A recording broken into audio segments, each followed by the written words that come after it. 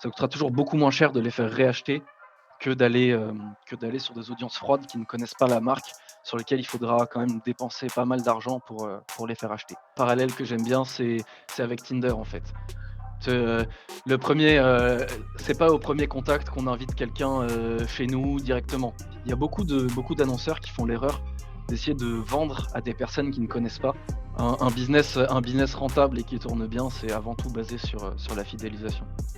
D'abord, il y a quelque chose à savoir, c'est que ce qui va faire convertir, ce qui va faire, acheter en fait, c'est pas uniquement la pub et qu'il faut surtout pas négliger, ça va être la réputation de la marque.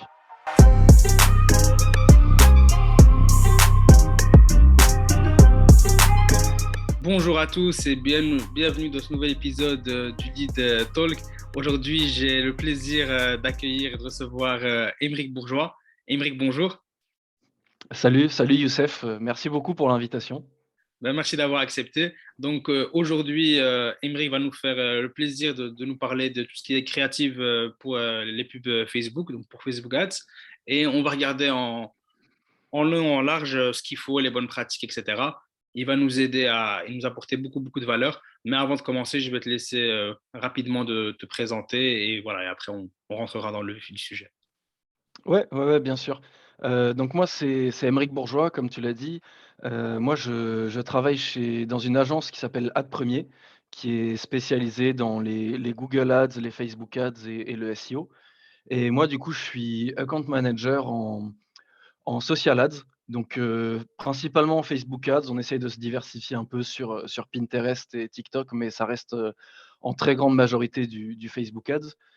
Et voilà, du coup, mon rôle, c'est que j'ai mon portefeuille de clients, je gère leurs campagnes, j'établis une stratégie avec eux et puis voilà, j'optimise et j'essaye de leur apporter, un maximum de valeur et un retour sur investissement intéressant. D'accord, parfait. Et d'ailleurs, moi aussi, je l'ai connu parce qu'il fait quand même beaucoup de contenu sur LinkedIn.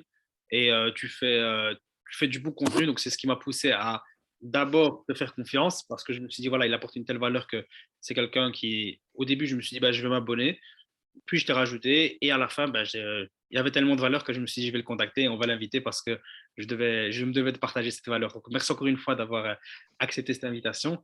Et maintenant, pour commencer, j'aimerais d'abord, avant de rentrer dans le vif du sujet, cadrer les choses et dire pour toi, c'est quoi une créative? Quelle serait ta définition personnelle d'une créative et à quoi ça servirait? Ouais, bien sûr. Bah, déjà merci pour la petite dédicace au contenu LinkedIn, ça fait toujours plaisir, j'y passe du temps, donc c'est cool de savoir qu'il y a des gens qui apprécient derrière. Hem, pour la créative, alors c'est très simple pour ceux qui savent pas, c'est le visuel en fait qu'on va diffuser sur Facebook. Quand vous scrollez dans le fil d'actualité, il y a les posts organiques, ce qu'on appelle les posts classiques sur Facebook et Instagram et il y a les publicités, donc qui sont sponsorisées. La créative, c'est toute la partie visuelle. C'est la partie visuelle et du coup, on a la créative et on a le petit texte, en haut, donc la copie publicitaire. D'accord, donc ça peut être une vidéo, ça peut être une image, ça peut être une simple photo à Exactement, selfie, ça peut être quoi d'autre aussi? exactement.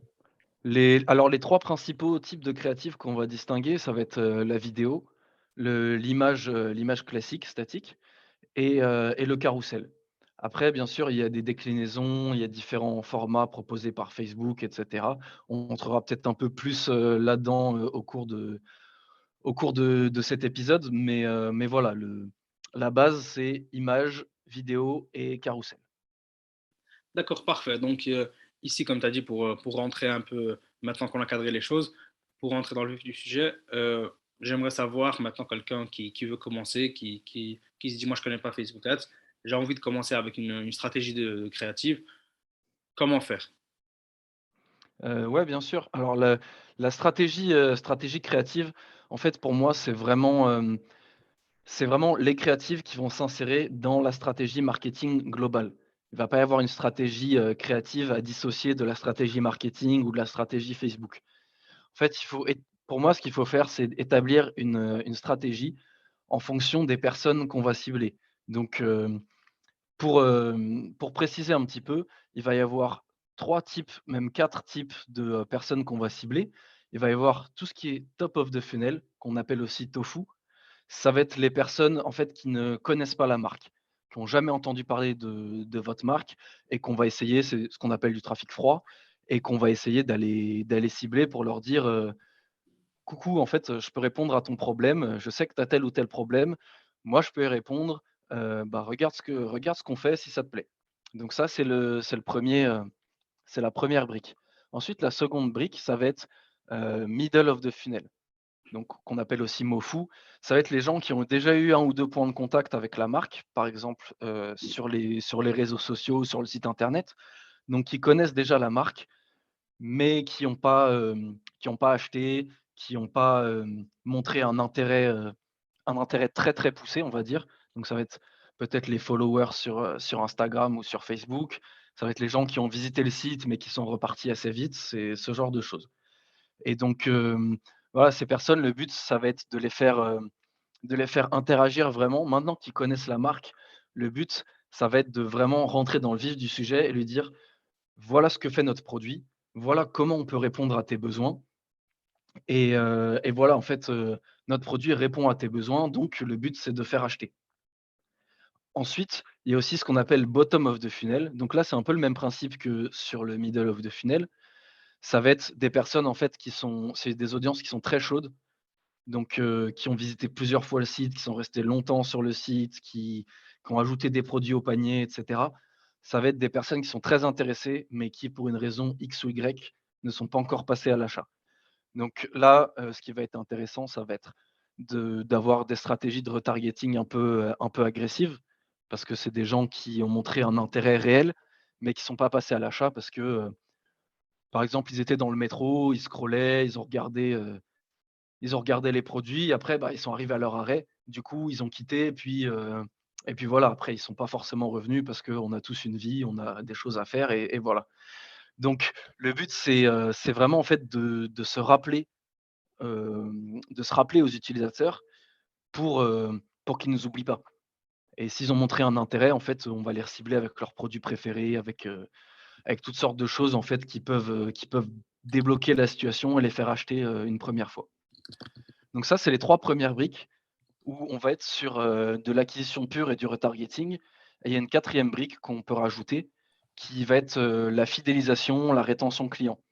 Donc là, on va essayer comme son nom l'indique, en fait, de cibler des personnes qui sont déjà clientes de la marque et qui, soit n'ont pas acheté depuis un moment, soit, en fait, ont acheté, mais on essaye de leur faire augmenter le panier moyen, augmenter la fréquence d'achat.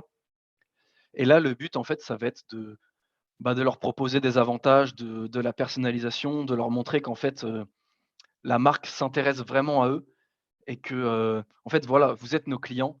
Heu, Déjà merci beaucoup d'être nos clients et on veut faire plus pour vous.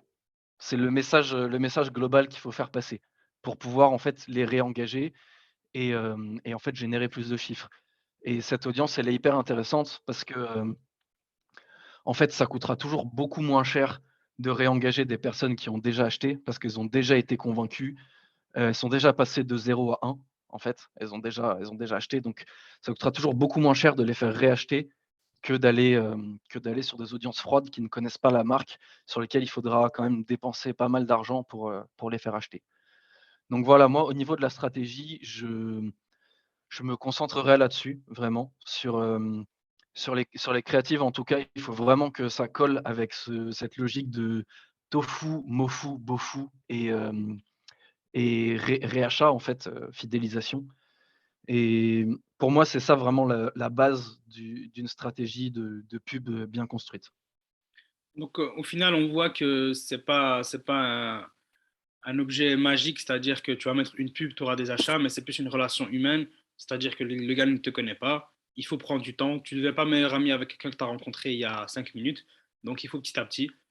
Comme tu as dit, il y a le funnel, donc l'entonnoir. Au début, on approche vraiment les gens qui ne connaissent pas du tout. Donc le but, c'est voilà, c'est comme en amitié, c'est-à-dire que tu croises la personne une première fois ou tu entends parler, etc. Juste créer ce côté-là, connaissance, qui commence à te connaître. Et ensuite, tu arrives, tu descends un tout petit peu plus. Donc là, tu chauffes un peu. Et donc là, on va dire c'est plus des personnes que tu connais par son prénom, etc. C'est juste, je fais un parallèle avec le côté relation. Et enfin, ça devient vraiment un ami que tu inviterais même chez toi, passer une soirée ensemble, et cetera. Et donc là, automatiquement, comme tu exactement, as dit, tu peux te permettre de parler. Au début, tu vas envoyer la personne, puis tu vas être un peu carré, c'est-à-dire quand tu vas lui parler, tu vas mettre des s'il te plaît, des points à chaque phrase, tu vas faire attention, etc. Et puis le dernier, bah, c'est ton pote à qui tu parles, limite, tu t'en fous comment tu lui parles parce que tu sais bien qu'il ne va pas te juger. C'est un parallèle encore une fois. Ne pas hésiter à exactement, garder ce parallèle-là parce que justement, ça permet de structurer en fait ces messages. Et même, tu vas pas demander à quelqu'un qui ne te connaît pas de t'acheter un produit à 2000 euros. Par contre, le gars qui te connaît, qui est déjà convaincu, qui a déjà interagi avec toi, etc., tu peux te permettre d'être un peu plus agressif, comme tu as dit, et, euh, et de jouer sur cette proximité parce que toute la partie connaissance, elle a déjà été faite et on peut rentrer dans ce qui est vraiment intéressant. Donc maintenant que tu es convaincu, que tu connais, j'ai plus besoin d'essayer de te reconvaincre, mais on rentre vraiment dans la partie peut-être closing qui est en tant que businessman la plus importante. exactement, exactement. Tu as fait le parallèle avec l'amitié. Moi, il y a un parallèle que j'aime bien, c'est avec Tinder, en fait. Te le premier, c'est pas au premier contact qu'on invite quelqu'un, chez nous directement. Il y a d'abord la conversation, après peut-être on va boire un verre et après peut-être que si ça se passe bien, on peut inviter la personne chez nous. C'est exactement la même chose, en fait. Il y a beaucoup d'annonceurs qui font l'erreur d'essayer de vendre à des personnes qui ne connaissent pas, à des personnes qui ne connaissent pas la marque et hem et ça, c'est une erreur qui fait perdre énormément d'argent. Ouais, malheureusement, on a cette idée reçue, je pense, je sais pas, à mon avis, il y a un peu aussi le côté dropshipping qui a joué là-dessus, mais qui est, tu vas mettre une pub sur Facebook, tu vas mettre 50 ou 100 euros la journée, et ça y est, ton chiffre d'affaires va exploser, alors que c'est pas comme ça, une marque, ça reste avant tout une relation, surtout en B2B, donc il faut prendre le temps de structurer et d'y aller petit à petit. Ici, voilà, la partie réachat, comme tu as dit, la partie retargeting par la suite pour les personnes qui ont déjà acheté, c'est vrai que c'est hyper intéressant, comme tu as dit, c'est hyper rentable, les coûts sont beaucoup plus faibles. On va ici surtout s'attarder sur la première partie, mais c'est vrai que tu as bien fait de le mettre en avant parce que c'est une partie qui est assez négligée et qui est très rentable. Donc, Ouais, ouais, bien sûr. Un business rentable et qui tourne bien, c'est avant tout basé sur la fidélisation. parfait. Merci beaucoup. Ça a été structuré très clair. Du coup, j'aimerais rentrer maintenant dans j'ai une structure, je me dis comment faire pour avoir une publicité, une créative qui convertit réellement. Parce que le problème, c'est que j'ai entendu mon voisin, mon concurrent, etc. Ils ont fait plein de publicités, mais ça ne convertit pas. Et moi, j'aimerais savoir comment ne pas tomber dans ce piège-là. Ouais, bien sûr. Alors, d'abord, il y a quelque chose à savoir, c'est que ce qui va faire convertir, ce qui va faire, acheter, en fait, c'est pas uniquement la pub et quand on est trop, quand on a trop des œillères, qu'on a le nez, en fait, dans le business manager, on peut avoir tendance à oublier ça. En fait, ce qui va faire acheter ou non, un produit, ça va être, bah, déjà le produit en lui-même, si le produit, répond vraiment à un besoin, qu'il y a un réel, product market fit. Ça va être l'offre du produit. Donc l'offre, quand je dis l'offre, ça va être par exemple, le prix déjà. Si le prix est pas cohérent et bah, forcément il y aura pas ou peu de ventes. Ça va être aussi comment il est marketé, ça va être tout le packaging qu'il y a autour, l'expérience client. Donc ça, pour moi, c'est vraiment le plus important. Ensuite, il va y avoir tout ce qui se passe sur le site web, en fait. Parce que la publicité, c'est la première étape et ça emmène vers le site web. Et si le site web est mal construit, que l'UX est pas au rendez-vous ou alors qu'il fait un peu vétuste ou pas très qualitatif et bah, forcément ça donne pas envie de convertir et les clients potentiels, ils vont pas avoir confiance. Ils vont se dire: «Ouh là, c'est quoi ce site bizarre, il a une tête un peu moche, j'ai l'impression qu'il a été développé à la va-vite, c'est peut-être une arnaque». Donc voilà, il y a ça aussi qu'il faut vraiment prendre en compte et qui, à mon sens, n'est pas assez pris en compte. On a tendance à penser que la pub, c'est magique et que ça va faire des ventes. Mais voilà, il faut en fait bien prendre conscience que c'est un paysage global qui va faire vendre. Et ensuite, il y a la publicité forcément. Si la publicité est mauvaise, bah, les gens vont pas cliquer et du coup, il y aura pas de vente non plus. Et il y a aussi un aspect qui est de plus en plus important et qu'il faut surtout pas négliger, ça va être la réputation de la marque. Parce qu'aujourd'hui, le parcours d'achat, il est de plus en plus complexe et en fait, les marketeurs voudraient, moi-même, je voudrais aussi que ça se passe comme ça, que ce soit, un clic sur une publicité, après j'arrive sur le site est bien, j'achète. Sauf que la vérité, c'est pas ça. Si on arrête de se mentir, la vérité, c'est pas ça. La vérité, c'est qu'on va découvrir un produit grâce à une pub, on va se dire: «Ah, il est cool ce produit, pourquoi pas?» Donc on va cliquer, on va aller voir sur le site et après, pour une raison X ou Y, on va quitter parce qu'on n'est pas prêt à acheter maintenant, parce qu'on vient de découvrir le produit, on a besoin d'en apprendre plus, soit parce que, on a quelque chose d'autre à faire à ce moment-là et du coup, en fait, ce qui va se passer, c'est que le vrai parcours client, ça va être un clic sur une pub, je me renseigne sur le site, je quitte, ensuite je vais voir la page Instagram, je regarde ce qu'ils font, si ça a l'air quali, si, s'il y a 0 follower sur la page Instagram, que c'est une page fantôme, je me dis, «Ouh là, ça pue peut-être un petit peu». Je vais voir sur le site, je vais voir des avis clients sur plein de sites différents pour pouvoir me renseigner en fait, parce que en fait, la qualité du produit, on le sait que quand on le reçoit. Donc c'est intéressant d'avoir des retours de personnes qui ont déjà reçu le produit et qui peuvent juger. Et là, si on voit que, par exemple, sur Trustpilot ou avis vérifié, il y a une note de 2 ou 3 sur 5, on se dit, «OK, bah, je vais passer mon tour, je vais aller vers quelque chose de plus quali». Donc voilà, c'est super important en fait d'avoir tout un écosystème global tourné autour de sa marque et tourné autour de son produit et pas uniquement se focaliser, sur la publicité. Voilà, donc maintenant qu'on a rappelé ça, comment on fait des publicités qui vont intéresser les utilisateurs et qui vont, être susceptibles de convertir derrière?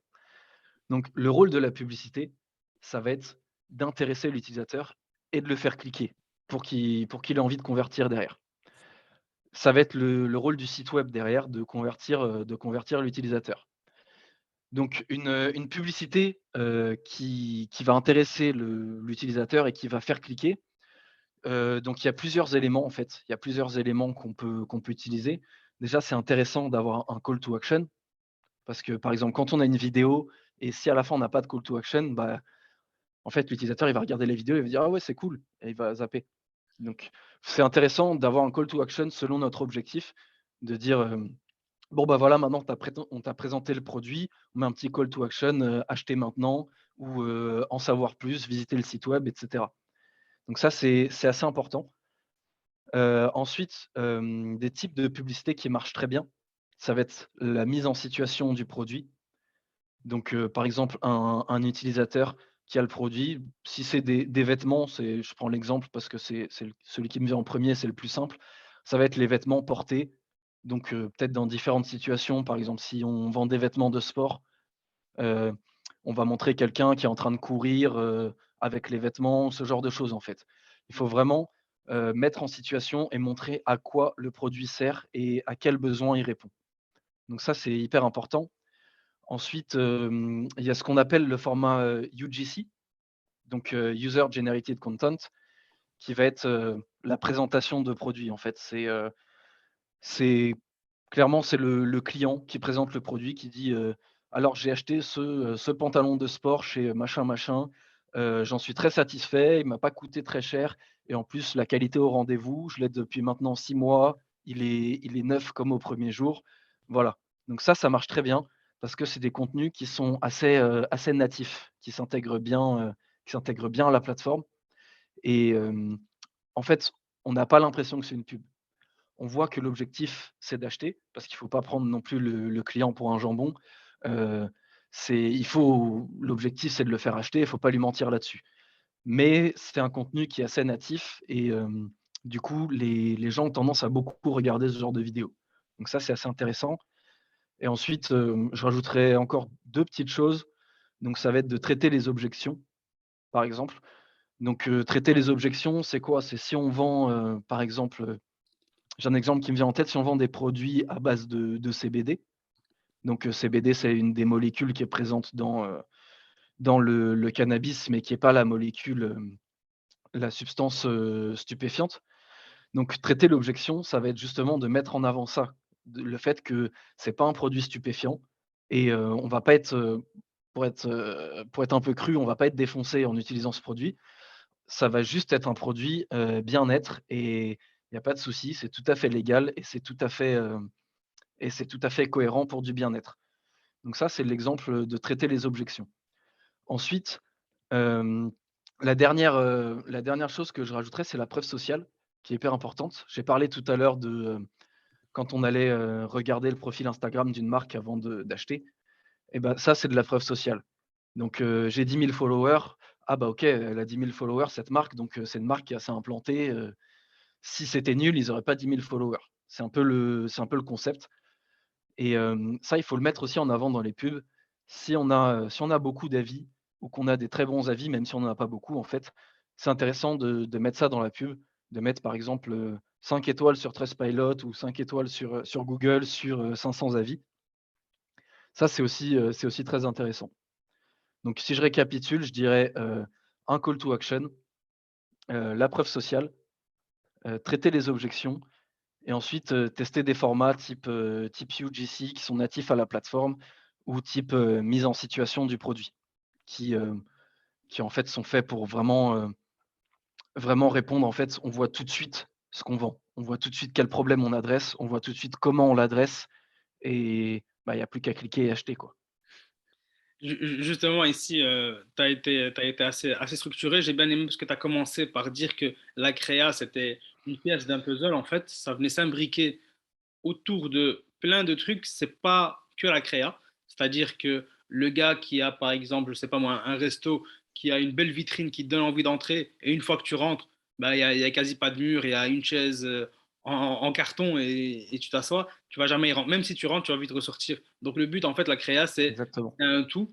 C'est-à-dire que, voilà, pour prendre l'exemple du resto, il faut que la vitrine soit belle, mais il faut qu'à l'intérieur, les prix soient intéressants, comme tu as dit, qu'il y ait assez de choix éventuellement, que la promesse faite par la vitrine soit respectée à l'intérieur, que quand tu rentres, il y a un chef ou un serveur ou quelque chose comme ça qui te donne confiance et que tu te sentes bien. C'est vraiment le tout qui va faire que finalement, tu vas vraiment acheter ou pas. Certes, c'est un peu dérangeant parce que tu te dis, voilà, finalement, moi, je pensais qu'avec la pub Facebook, ça allait tout faire. Mais ce qu'il faut réaliser, c'est que une fois que tu fais ça, l'avantage, c'est que beaucoup de tes concurrents ne le feront pas et qu'après, tu vas exploser. C'est-à-dire qu'une fois que tu as mis tout ça en place, Facebook Ads, ça reste un canal qui est très, très, très intéressant s'il est bien fait, s'il est bien approché. Exactement.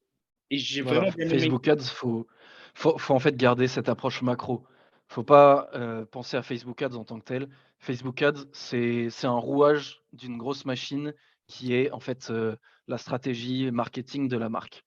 Faut juste le voir comme ça. Faut pas penser que c'est une baguette magique et que ça va vendre. C'est juste un rouage d'une stratégie marketing. D'accord, parfait. Et je voulais aussi revenir sur le UGC. C'est quelque chose que on voit de plus en plus, c'est-à-dire que même moi, en tant qu'utilisateur, je suis de plus en plus exposé à des publicités où tu as juste un utilisateur qui prend son téléphone en selfie, quelque chose d'assez authentique, voire très, très, très basique, où il te dit, voilà, moi, j'ai utilisé ce produit, et tu sens que limite, parfois, c'est même volontaire. Parfois, tu sens que c'est un peu travaillé, mais souvent, c'est même volontaire, c'est-à-dire que le gars, il a tellement aimé qu'il a pris son téléphone, il a fait une vidéo, il a dit, voilà, les gars, c'est vraiment bien, je l'ai acheté à ce prix-là, voilà ce qu'on peut faire, voilà comment ça m'a aidé, et il n'y a rien à faire.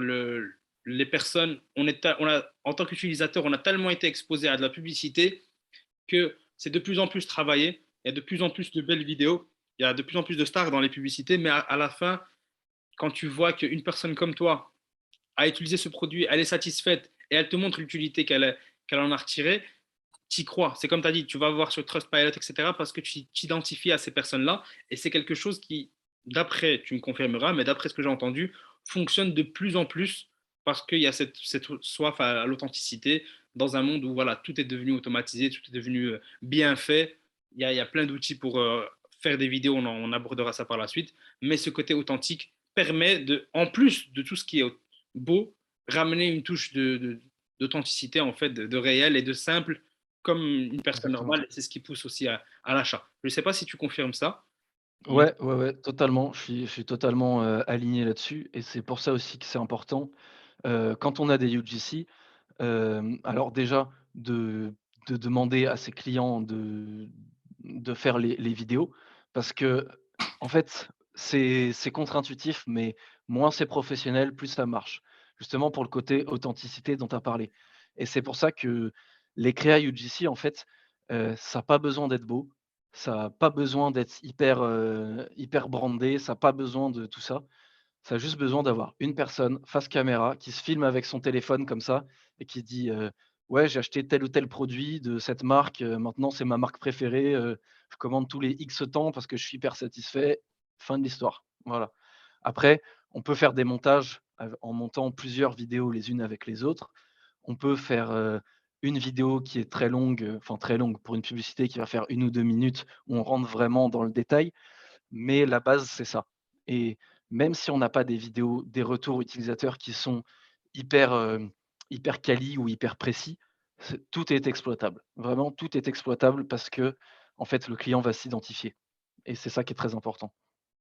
Et un petit hack qui est un peu, parce que j'aime bien donner des pistes pratiques, c'est-à-dire que c'est un petit hack, je conseille de ne pas le faire si vous pouvez, mais si, voilà, si vous n'avez vraiment pas le choix quand vous commencez, bah, parfois vous prenez le produit que vous avez, il y a trois quatre amis qui le font pour commencer, avoir des avis comme ça, juste pour commencer avec des UGC rapides.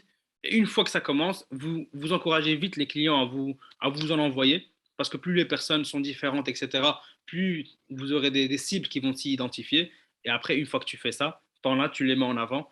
Et après, bah, ça fonctionne assez bien et tu en récoltes de plus en plus. Et là, comme tu as dit, à ce moment-là, tu laisses tes potes sur le côté, tu prends des vrais UGC, tu fais un maximum de montage parce qu'il faut montrer qu'il y a beaucoup de personnes.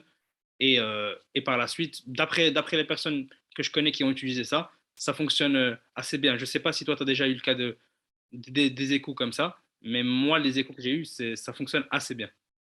Ouais, ouais, ouais, c'est depuis, je dirais depuis grosso modo 1 an, le format star en fait en Facebook Ads. C'est pour moi le format qui fonctionne le mieux et qui est le plus poussé aussi par Facebook. Donc pour moi, il y a que du bénéfice à essayer ça. Alors après, dans le pire des cas, ça marche pas, parce que ça peut toujours arriver, hein.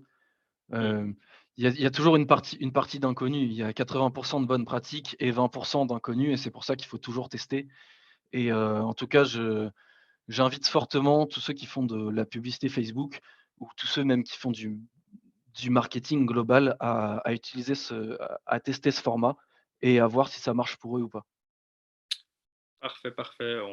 Je pense que là, tout le monde a. Il n'y a plus d'excuses. On a vraiment une structure assez claire de ce qu'il faut faire, ce qui marche un peu moins bien. Donc, foncez et normalement, il y aura du résultat.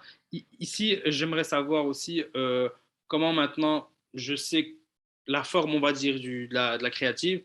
J'aimerais rentrer dans ce qui est message publicitaire. Comment définir mes messages publicitaires? Quel message choisir? Comment faire? Quels conseils tu donnerais? Ouais, ouais, ouais. Alors, bah, tout comme sur la stratégie, en fait, le message, il va être adapté en fonction de la cible. Parce que comme on a dit, on va pas essayer de faire acheter directement un produit à quelqu'un, qui n'a jamais entendu parler de la marque. Donc les messages, ils vont être adaptés en fonction de ce qu'on a dit tout à l'heure, donc tofu, mofu, bofu et fidélisation. Donc après, il y a énormément de formats qu'on peut tester. Mais globalement, je vais donner quelques petits exemples pour essayer d'être factuel et que les gens puissent s'y retrouver et en fait tester ces formats-là s'ils en ont envie. Donc pour du top of the funnel, en fait, ce qu'il faut faire, c'est vraiment apporter de la valeur au prospect. Parce que à la base, le prospect, lui, il recherche pas forcément un produit. Lui, il est en train de scroller sur Facebook pour passer le temps. Donc ce qu'il faut faire, c'est lui apporter de la valeur. Donc, par exemple, ce qu'on peut faire, c'est peut-être lui pousser une newsletter. Donc lui dire, «Ah bah, on sait que tu es intéressé par le marketing, donc inscris-toi à notre newsletter, pardon.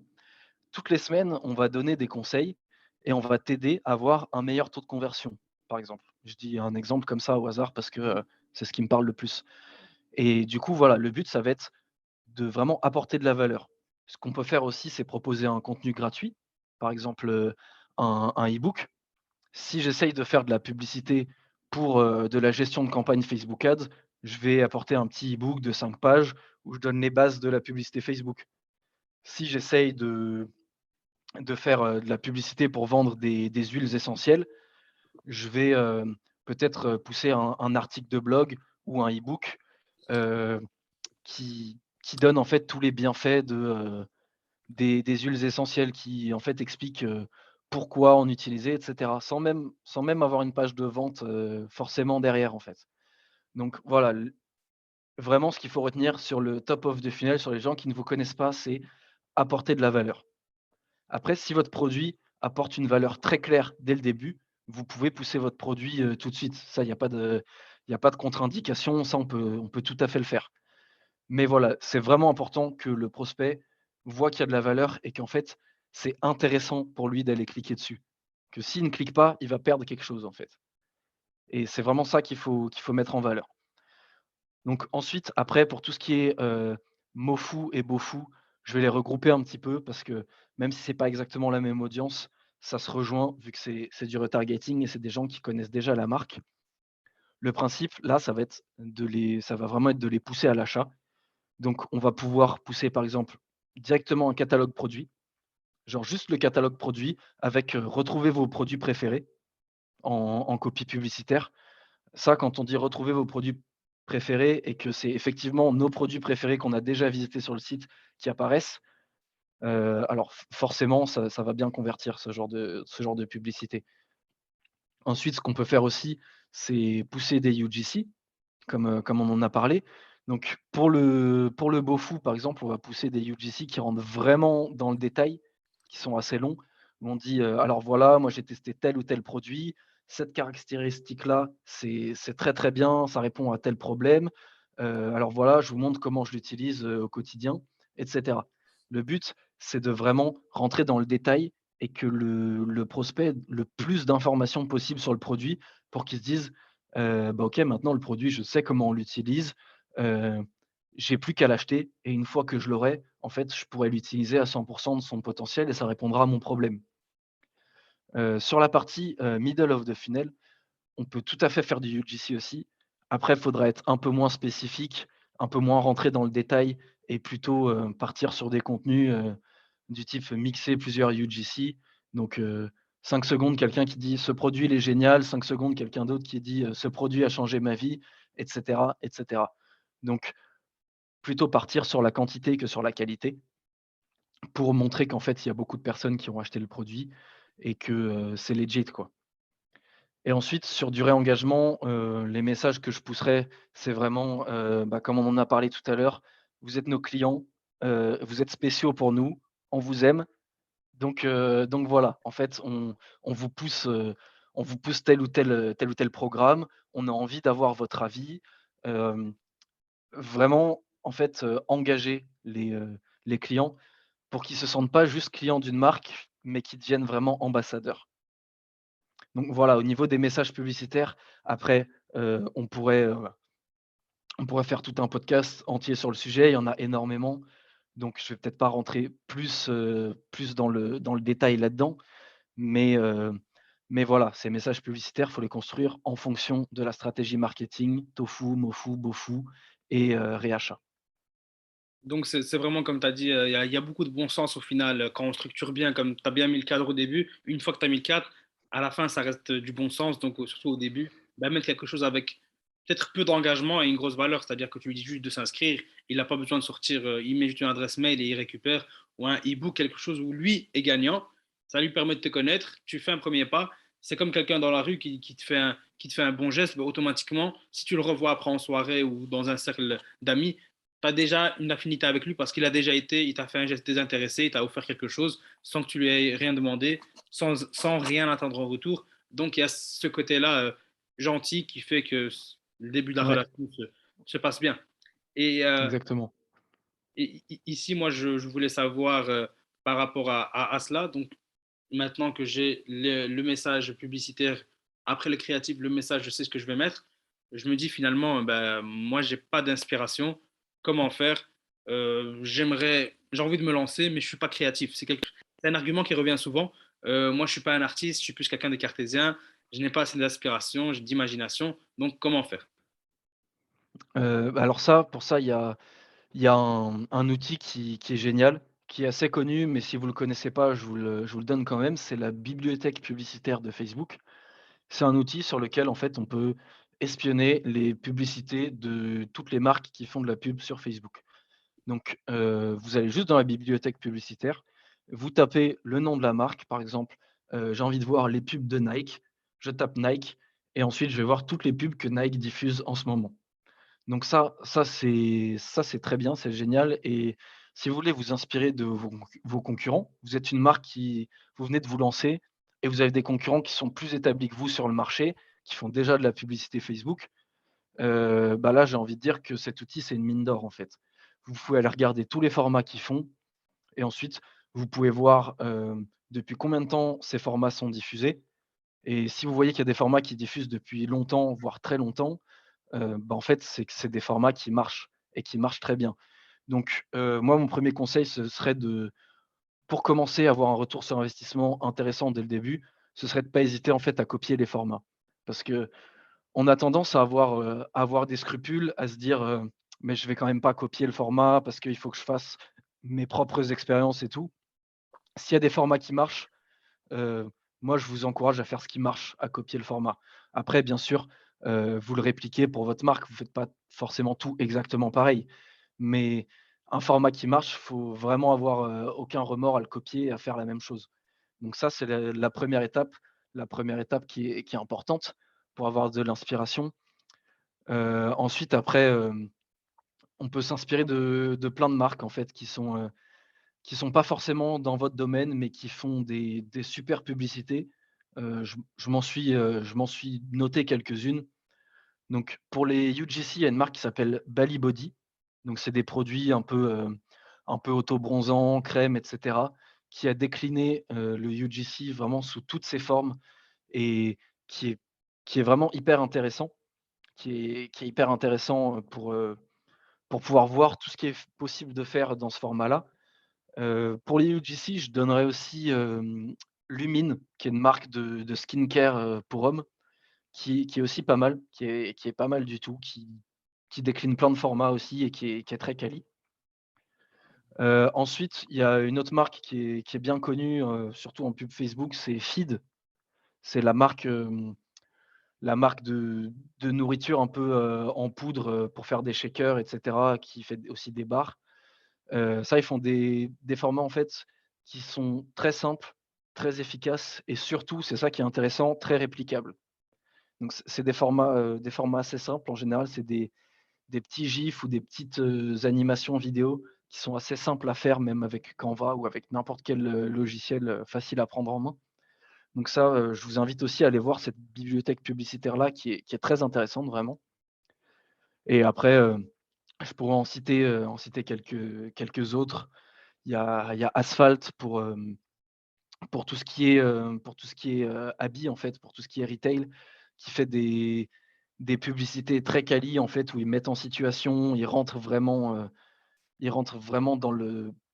dans les détails en fait. Ils donnent la composition des produits, ils disent pourquoi nos produits sont meilleurs que la concurrence et tout et en fait, ils justifient le fait que leurs produits soient peut-être un peu plus chers, mais en fait, ils créent une vraie identité, ils partagent des valeurs et ils le font à la perfection, je trouve et et ensuite après, ah oui, il y a une partie que j'ai oubliée dans la publicité qui s'appelle le scroll stopper. C'est les, heu, les 3-4 1 secondes en fait, qui font que l'utilisateur va s'arrêter sur la vidéo. Parce que c'est dans un environnement, scrollable en fait, Facebook, Instagram et du coup les gens, si on n'attire pas leur œil, ils vont pas s'arrêter sur la vidéo en fait. Ils voient que c'est une pub, ils disent: «Bon, bah, OK, je zappe la pub, moi j'ai envie de voir des contenus qui m'intéressent» et hem et du coup, ce scroll stopper, c'est hyper important et si vous voulez vous inspirer, j'ai noté 2 marques qui en font des pas mal du tout. C'est HelloFresh, donc une marque de livraison de repas, de courses et de repas à domicile et Flink, donc une marque de livraison de courses à domicile et ils font des excellents scroll stoppers vraiment, qui jouent un peu sur les couleurs, qui jouent sur sur des trucs, j'aime pas trop ce terme, mais qui peuvent faire un peu putaclic. Mais qui marche très bien en fait. C'est ce qu'on appelle du clickbait en fait et ça marche très bien parce que si tu mets par exemple un gros, -20 sur votre commande qui clignote au début de la publicité pendant 2 secondes, bah, en fait moi j'ai envie de savoir ce que c'est. Parce que, même si je sais pas encore ce que c'est le produit, si c'est un produit qui m'intéresse, 20 bah, quand même c'est intéressant donc voilà. Ce genre de choses, après il y a plusieurs techniques pour faire des scroll stoppers, ça va plus être dans la production de créative. C'est ajouter du mouvement, ajouter des couleurs, vraiment intéresser l'utilisateur, quoi. Et puis je crois que j'arrive à la fin pour les exemples, pour s'inspirer. Il y a Horace aussi que je m'étais noté qui fait des très bonnes vidéos d'une manière générale et Top of the Funnel surtout, qui présente bien la marque, l'utilité de la marque, pourquoi c'est intéressant et cetera. Bah, tu m'as déjà donné assez d'exemples, franchement, merci beaucoup. Il y en a plein d'ailleurs, je les noterai et je les mettrai en dessous de la vidéo pour ceux qui vont regarder sur la plateforme. Pour ceux qui écoutent en podcast, je mettrai en description éventuellement. Et, euh, et ça, effectivement, on n'a pas parlé tout à l'heure du scroll stopper. C'est quelque chose qui est. Je vais te laisser le redéfinir, même si tu l'as déjà fait. Juste revenir là-dessus parce que c'est quelque chose qui fait vraiment la différence au final sur Facebook parce que on est là sur notre profil. Comme tu as dit, c'est quelqu'un qui est sur son mur en train de scroller, qui passe, pas sur son feed, en train de regarder plein de vidéos. Donc il faut au final pouvoir se démarquer parce que lui, il regardait peut-être des vidéos marrantes ou quoi, et toi, tu arrives en plein milieu. Il faut lui donner quelque chose pour qu'il puisse regarder ta vidéo et ton message publicitaire, au moins regarder le début, parce que sinon, il va vite passer et ça va rester. Donc j'aimerais juste Voilà. revenir sur cette étape-là qui est intéressante, peut-être le définir, même si tu l'as déjà fait, et nous dire les bonnes pratiques et ce qu'il ne faut pas faire, ce qui est déconseillé par Facebook aussi parfois. Je sais il y en a certains qui sont Ouais. déconseillés par Facebook et parfois même notre reach en prend un coup. Donc, je vais te laisser nous présenter un peu cela. Ouais, ouais, bien sûr. Alors le scroll stopper, c'est quelque chose qui concerne uniquement la publicité vidéo déjà et ça va être les 3-4 1 secondes d'une vidéo qui va vraiment faire que l'utilisateur, en fait, a envie de regarder la suite. Donc heu, donc c'est hyper important parce que, quand on diffuse des images ou des carousels, en fait, heu, bah, la personne, elle est directement exposée à 100 du message publicitaire qu'on veut lui transmettre. Alors que quand on regarde une vidéo, si c'est une vidéo de 15-30 secondes, si la personne ne regarde que 2 secondes de la vidéo, bah, en fait, on n'a même pas pu lui soumettre le message qu'on veut lui faire passer. C'est même pas que le message est pas rentré ou qu'il n'a pas été efficace, c'est qu'on lui a même pas fait passer le message. Donc en gros, on a payé une impression publicitaire pour rien. Alors après, c'est inévitable, il y a forcément des impressions publicitaires qui sont entre guillemets, «dans le vent» parce que c'est des personnes qui sont pas intéressées ou pas prêtes à acheter. Mais voilà, faut essayer de réduire au maximum ça et de faire en sorte que l'utilisateur regarde la vidéo, peut-être pas jusqu'au bout, mais au moins les 3, 4, 5 premières secondes pour qu'il sache de quoi il s'agit et après s'il est pas intéressé, bah, bien sûr, il va passer à autre chose. Donc pour faire des bons scroll stoppers, ce qui est intéressant, c'est de tout de suite, du coup, dans ce scroll stopper, il faut qu'il y ait le logo pour que le, même si la personne zappe la vidéo au bout de 2 secondes, elle ait quand même vu le logo et elle sache de quelle marque il s'agit. Donc ça aide pour la mémorisation publicitaire. Donc le logo, la proposition de valeur. Si c'est une proposition de valeur qui est hyper importante, heu, j'ai un exemple qui me vient en tête, reprenez pas cet exemple parce qu'il passera peut-être pas avec les règles publicitaires de Facebook. Mais, par exemple, si la proposition de valeur c'est, perdez du poids en 4 semaines. Bon, comme j'ai dit, faites très attention sur les trucs de perte de poids parce que Facebook, peut ne pas aimer ça. Mais voilà, c'est juste pour le principe, si la proposition de valeur est très claire et qu'elle peut être énoncée très rapidement et qu'elle est surtout très intéressante, il faut absolument la mettre dans les 3 premières secondes. Ensuite, hem, on peut aussi ne pas mettre cette proposition de valeur dans les 3 premières secondes, c'est quelque chose qui est possible, mais alors il va falloir, générer absolument, dans tous les cas, des émotions fortes. Donc, de la surprise, par exemple.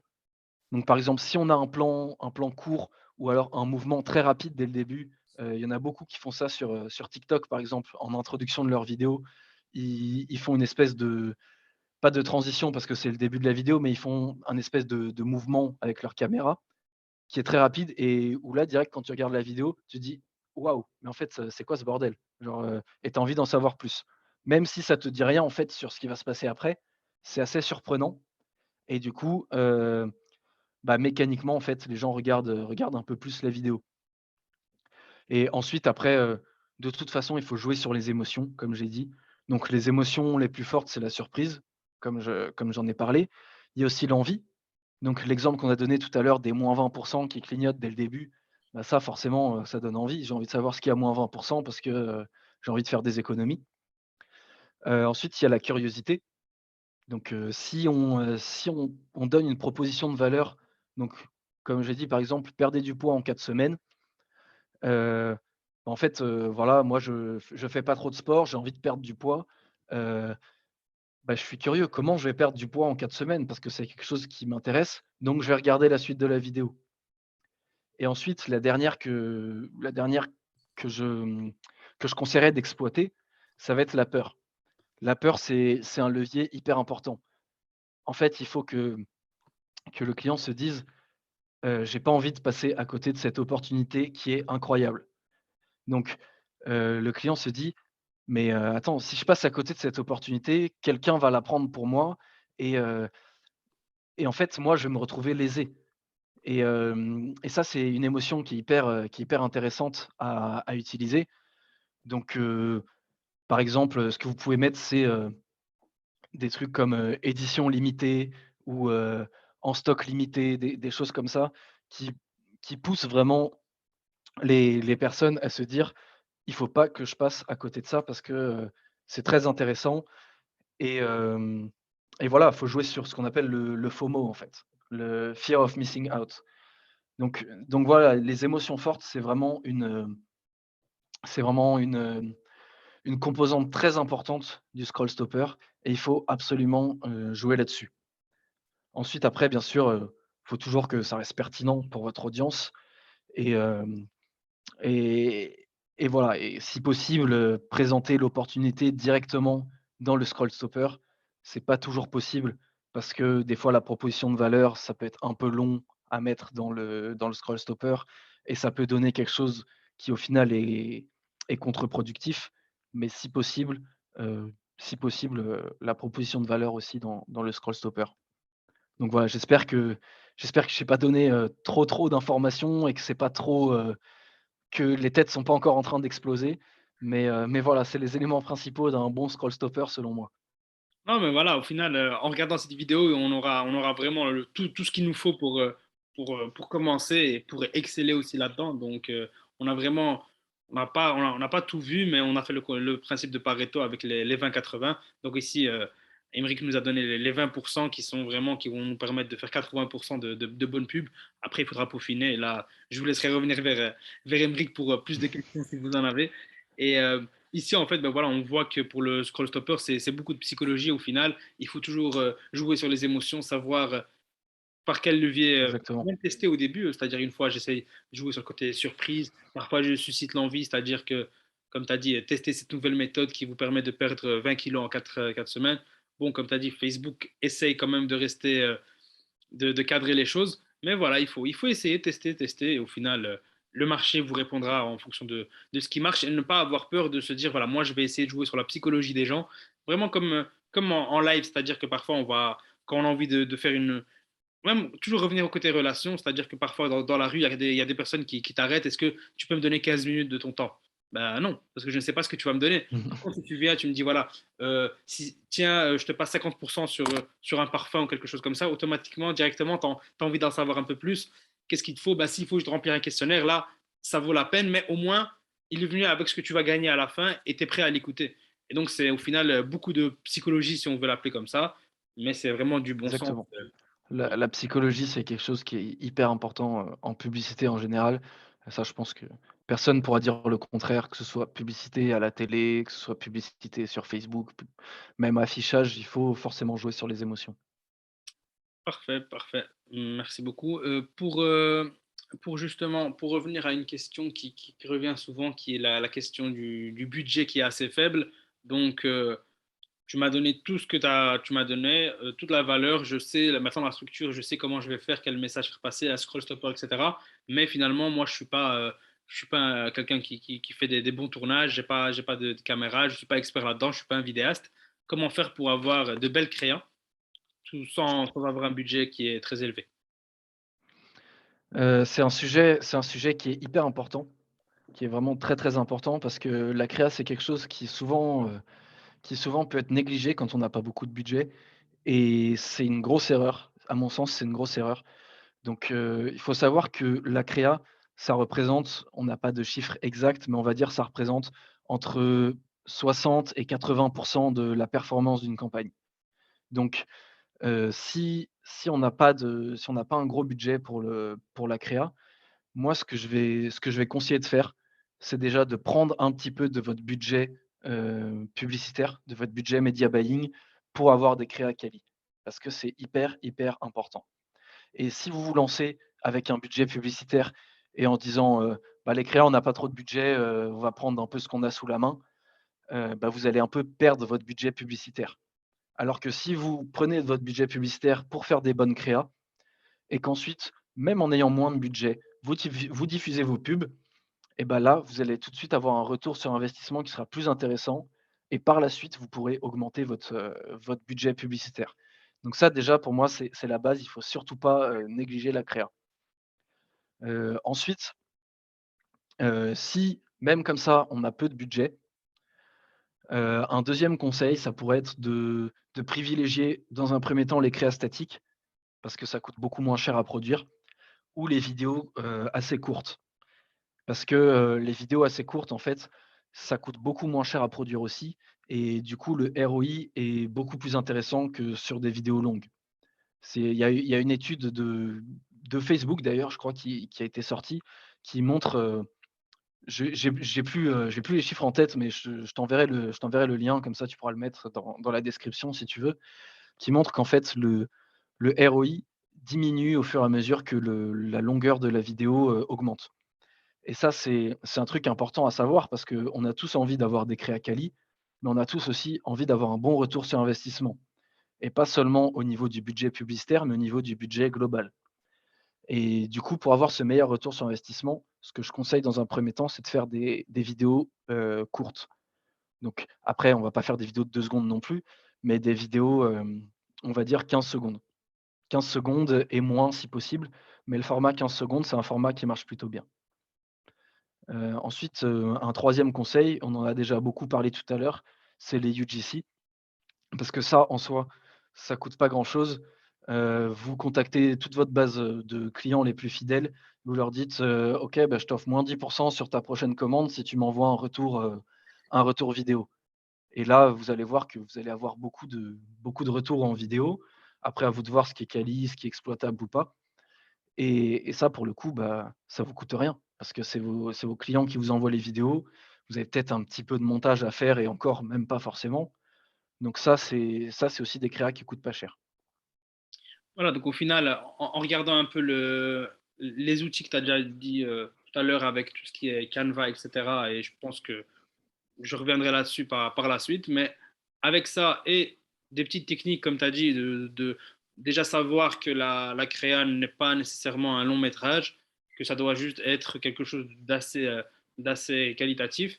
Et avec cet outil que tu nous as, enfin, cette technique que tu nous as donnée d'aller contacter les clients fidèles et leur demander juste de nous envoyer, il y a vraiment moyen de faire quelque chose d'assez qualitatif à un coût très, très, très, très bah, quasi nul, quasi. Donc on se dit, Exactement. finalement, cette question, cette objection, on peut vite la traiter. Elle a été traitée par toi rapidement. On voit que ce n'est pas une vraie excuse. C'est-à-dire que s'il y a du budget, c'est mieux. Mais si on n'a pas, il y a comme une solution pour commencer. Et il ne faut pas s'arrêter à cette objection qui revient très, très, très souvent. Mais au contraire, Exactement. passer au-delà de ça, il y a des techniques, comme tu nous as dit, qui sont assez simples, qui sont faciles et qui sont même limite privilégiées par Facebook. Donc foncez tant que c'est encore le Ouais, cas, ouais. avant que l'algorithme ne rechange encore une fois. Et il y a un truc aussi qui est important à comprendre, c'est que c'est pas forcément les créas les plus chères qui convertissent le mieux et c'est pas forcément les plus belles créas qui convertissent le mieux. Il y a pas besoin d'avoir une vidéo, branding hyper quali, à la Chanel ou Louis Vuitton pour vraiment convertir. Le but, c'est pas d'être joli, le but, c'est de vendre et il faut pas perdre ça, il faut pas perdre cet objectif qui est vraiment de vendre et pas de se faire plaisir, sur les vidéos en faisant des trucs, hyper jolis. Même si ça fait toujours plaisir d'avoir sa marque dans une vidéo jolie, on se dit: «Ah ouais, je suis quelqu'un». Mais si tu es quelqu'un et que tu vends pas, au final, tu es personne. C'est ça. Au final, il faut choisir est-ce qu'on a envie d'être Spielberg ou on a envie d'être quelqu'un avec un chiffre d'affaires assez important. Donc, il faut essayer de trouver le bon compromis. Et je voulais revenir sur la question que tu as soulevée tout à l'heure avec la durée des publicités vidéo. Tu as parlé de que ce soit pas trop long, etc. Est-ce que tu peux rentrer un peu plus dans le détail sur cette question parce que ça revient assez souvent? Ouais, ouais, alors, je vais donner une vraie réponse de marketeur, là-dessus. Ça dépend. En fait, il y a pas de règle, mais il y a le format 15 secondes qui est pas mal, je trouve, pour présenter, pour vraiment présenter un produit, il y a le temps d'intégrer de la preuve sociale et cetera. Heu, les vidéos de 15 secondes, ça marche, c'est un classique et ça marche plutôt pas mal. Après, on peut les décliner en 30 secondes si on veut rentrer un peu plus dans le détail de la proposition de valeur et de la mise en situation. Ces 2 formats, c'est des formats assez classiques qui marchent plutôt bien, que ce soit en acquisition ou en retargeting. Donc ça, il y a pas de souci sur ces formats-là, vous pouvez y aller. Ensuite, les petits formats très courts, animés, assez simples, où en fait, c'est juste une image, par exemple, avec un texte qui clignote ou alors avec des textes qui apparaissent, les uns à la suite des autres, ce genre de choses. Ça marche aussi plutôt bien et on peut les faire en vidéo, on peut même les faire en GIF. Ça, il y a pas de souci, ça marche assez bien aussi, pareil, top of the funnel, middle of the funnel, surtout le funnel, ça peut bien marcher. Ensuite, pour les UGC, je conseillerais de faire des vidéos, assez longues. Il y a 2 formats possibles, donc il y a le faire une combinaison de plusieurs UGC. On prend 5 ou 10 secondes de chaque témoignage et on les colle les uns à la suite des autres et après il y a des formats un peu plus longs, où on rentre vraiment dans le détail du produit. On en a déjà un peu parlé, je vais pas trop, revenir dessus. Donc, où ça, ces 2 formats sur les UGC, on peut se permettre d'aller au-delà d'une minute ou même 2 minutes parce qu'en fait, c'est pas très grave si l'utilisateur regarde pas toute la vidéo. L'important, c'est qu'il regarde, la partie qui l'intéresse et ensuite, qu'il soit au courant, en fait, du message qu'on fait passer et qu'il achète, quoi. Un client qui achète sans regarder toute la vidéo, bah, écoute, tant mieux, hein, c'est très bien. Et ensuite après on peut mettre, des petits formats de vidéos très courts, qu'on appelle les bumpers, qui sont des formats vraiment adaptés aux réseaux sociaux. C'est des formats qui font 6 secondes normalement et qui là sont vraiment exclusivement réservés à du retargeting. Parce qu'en 6 secondes, pour de l'acquisition, on n'a pas vraiment le temps, je trouve, de convaincre l'utilisateur et vraiment de lui montrer qui on est. Mais pour quelqu'un qui connaît déjà la marque et qui est prêt à acheter, bah, en 6 secondes, en vrai, on lui montre, juste son produit préféré avec une animation sympa ou, heu, ou même, en fait, un message du type, «Coucou, c'est nous, tu nous as oubliés». Enfin, voilà, hésite pas à recommander chez nous, tu nous manques. Voilà, ce genre de message, ça marche toujours bien et pour du retargeting, c'est extrêmement efficace et pour en revenir au budget, vu que c'est des vidéos de 6 secondes, c'est un retour sur investissement qui est très intéressant. Ça va, parfait. Donc, au final, justement, j'avais même une question à laquelle tu as déjà répondu, c'est-à-dire que le choix entre les images et les vidéos ou les gifs, etc. Donc, au final, tu as dit, tu vraiment tout dit, c'est-à-dire qu'on peut tout faire, même la durée, l'idéal, au final, on voit qu'il y a plusieurs formats possibles. Ne pas hésiter à faire un mix. Tu as présenté plusieurs formats. On peut même en inventer s'il y a des idées. Ici, s'il a dit 15 secondes, c'est pas 15:00. On peut en faire 16 ou 18, il y a pas de Bien souci. sûr, Maintenant, voilà, il y a différents types de formats que tu nous as mis en avant. Tu nous as aussi dit que, ben voilà, on fait peut-être un mix, voir un peu ce qui peut fonctionner, tester. Et au final, c'est vraiment la réponse du marché qui va déterminer ce qui fonctionne, ce qui ne fonctionne pas, parce que je pense que j'en connais pas encore de marketeur qui peut me dire ça va marcher à 100%. Je mets ma main à couper parce qu'au final, c'est toujours l'algorithme qui va mettre en avant et le marché qui va répondre à la... exactement, exactement. La variable la plus importante, dont on a un peu parlé, mais pas encore trop, c'est le test vraiment. En fait, là, tout ce qu'on dit au cours de cet épisode, c'est des bonnes pratiques. Les bonnes pratiques, ça va marcher dans la majorité des cas, mais il y a aussi des cas où ça ne va pas marcher et hem et en fait, la seule réalité, c'est le terrain, comme diraient les footballeurs. C'est, il faut vraiment tester, il faut tester, tester, tester et les itérations, c'est ce qu'il y a de plus important sur Facebook Ads. On on teste des créas, on teste des audiences, on voit si ça marche. Si ça marche, on peut balancer plus de budget, si ça marche pas, on teste autre chose et puis et voilà. C'est assez, ça paraît assez évident, mais après quand on est vraiment, dans notre business manager et qu'on décolle pas le nez de ça, c'est des choses qui c'est toujours bon de le rappeler. C'est toujours bon de rappeler ça. Parfait. Et justement ici pour conclure, parce que tu nous as donné vraiment, vraiment beaucoup de valeur et j'ai pas envie de faire trop long, même si j'ai déjà été très, très long. Merci beaucoup. Et je voulais juste savoir, une dernière question, c'est comment faire ces publicités quand on n'a pas de compétences en vidéo, en design. Tantôt, tu as commencé à donner un élément de réponse, mais si on pouvait compléter. Bah, alors déjà, il y a des logiciels, il y a des logiciels très simples où vous pouvez même trouver des tutos pour ces logiciels et encore mieux des templates pour ces logiciels. Donc, il y a par exemple Canva qui est hyper connu, que ce soit pour les images ou pour les vidéos. Hem, c'est assez simple d'utilisation. Après, il y a toujours beaucoup de techniques pour les personnes plus avancées, mais c'est assez simple à prendre en main au départ et avec les templates déjà on peut pas mal, se faire plaisir et il y a quand même pas mal de choses à faire juste avec les templates. Mhm. Ensuite, il y a un site que j'ai découvert, il y a pas longtemps qui s'appelle, Jitter qui permet aussi c'est vraiment là, c'est que du template et ça permet d'aller très vite et de produire des créas vraiment rapidement et les templates sont pas mal du tout. Il y a des templates qui permettent de mettre en avant des conversations par message ou alors, des templates qui permettent même de faire du UGC directement ou de mettre en avant des tweets, ce genre de choses.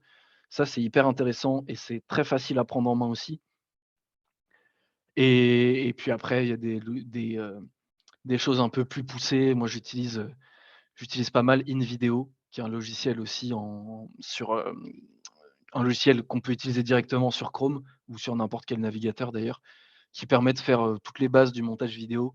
Ça va pas être aussi poussé qu'un Final Cut ou un After Effects, mais la prise en main est beaucoup plus simple. Donc c'est pas mal pour les personnes qui sont pas experts sur ce domaine-là. Et puis après, il y a aussi, un traditionnel, InShot qui est plus pour faire des vidéos. C'est pas mal utilisé par les influenceurs, il me semble, pour faire des petits montages, assez simples pour les stories ou pour les formats feed. Ça, c'est pareil, facile à prendre en main et ça a vraiment été créé pour Instagram. Donc c'est aussi des formats qui sont adaptés et du coup qui vont passer très, très bien et qui sont faciles à faire. Parfait. Merci beaucoup. Merci pour toute la valeur que tu nous as apportée. Ça a été très, très, très structuré. Chaque fois, moi, ce que j'ai aimé, c'est que chaque fois que tu donnais des réponses, on voyait bien que tu connaissais ton sujet et tu nous aidais, c'est-à-dire que tu ne donnais pas des réponses généralistes, mais tu rentrais vraiment avec de la pratique, tu structurais chaque réponse. Voilà, j'ai bien aimé Ah depuis le merci, début. c'est gentil. On a commencé avec le tofu, boufou, moufou. J'ai bien aimé et puis chaque fois, c'était assez cohérent. Donc, je voulais te remercier pour toute la valeur que tu nous as apportée et je voulais aussi te Bah, demander merci à toi. où est-ce qu'on pourrait te retrouver pour les personnes qui ont envie de te contacter, qui ont envie de te suivre, qui ont envie de bénéficier encore plus de valeur que ce que tu nous as donné maintenant? Ouais, ouais, ouais, moi, vous pouvez me contacter principalement sur mon LinkedIn, donc c'est Aymeric Bourgeois. Je pense qu'on remettra le lien dans la description. Je poste pas mal sur pas mal de sujets, principalement sur les Facebook Ads et puis après sur le marketing en général et puis de temps en temps, je donne mon avis sur des tendances et cetera donc voilà, vous pouvez aller me retrouver sur LinkedIn si jamais vous voulez me contacter. Juste, je rajoute un dernier truc que j'ai oublié de dire sur la création des publicités quand on n'est pas expert. C'est 2 chaînes YouTube qui donnent des tutos hyper intéressants et hyper simples à suivre. C'est, Dara Deni qui est une experte pour moi, qui est la numéro un en Facebook Ads. Elle montre vraiment comment elle fait ses créas, vidéo. Elle montre quel outil elle utilise, comment elle les filme et cetera.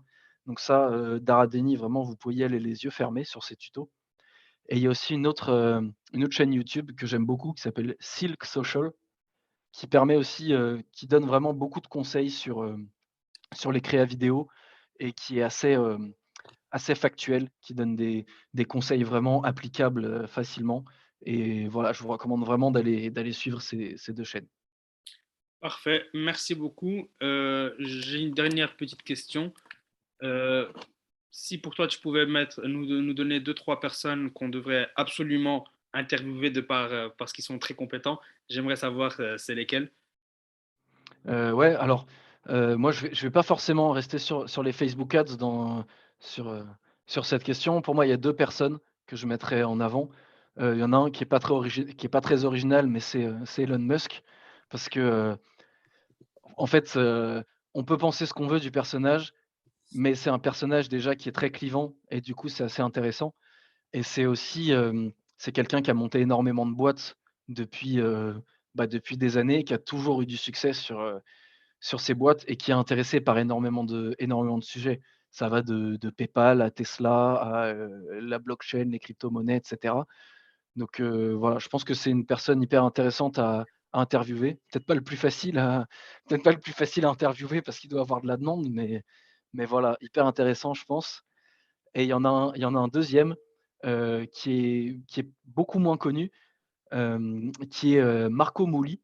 En fait, j'ai regardé très récemment, un reportage sur Netflix qui s'appelle, «Les rois de l'arnaque», si je me souviens bien et en fait, je trouve que c'est un personnage hyper intéressant, dans sa façon de s'exprimer et c'est aussi, bon, même si, évidemment, répliquait pas son business parce que c'était une arnaque de base, mais c'est quelqu'un qui est hyper intéressant dans sa façon de s'exprimer et dans sa façon de convaincre vraiment et qui est parti de rien et qui a réussi en fait à se faire une place dans un milieu et qui est vraiment un personnage fascinant je trouve donc je pense qu'il doit être très intéressant à interviewer. Parfait, merci beaucoup. Je pense pas que j'aurai Elon Musk pour le prochain épisode, mais c'est noté. On essaiera de l'avoir. Et je dirais que ça vient de la part d'Émeric Bourgeois. Merci beaucoup, Émeric, pour tout ce que tu nous as donné. Et je te dis à très très bientôt et je pense qu'on se reverra bientôt. Donc merci encore une fois et à très bientôt.